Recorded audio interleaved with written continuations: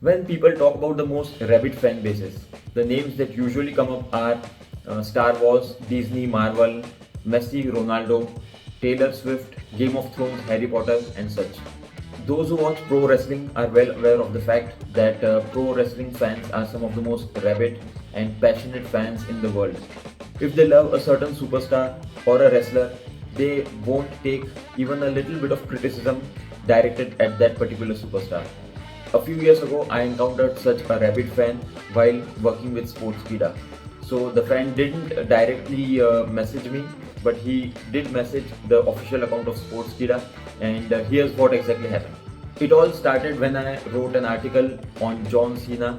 The article mostly focused on John Cena's losses to WWE's biggest superstars such as Randy Orton, Triple H, The Undertaker, and many others.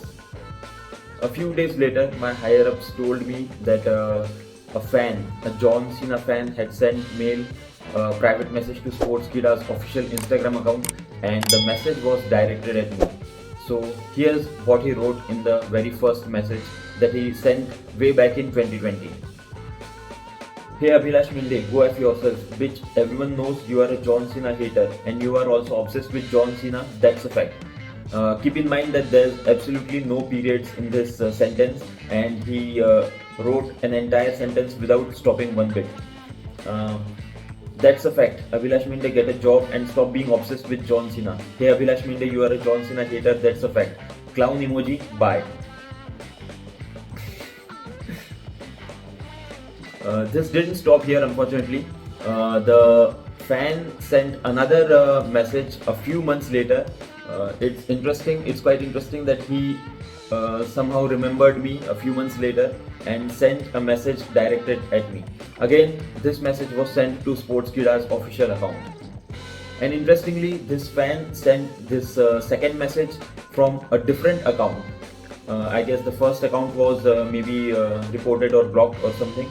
So here's his second message. Hey Abhilash Minde, you are a John Cena hater, that's a fact. Dave Bautista is a bum, that's a fact. Abhilash Minde, get a job and stop being obsessed with John Cena, that's a fact.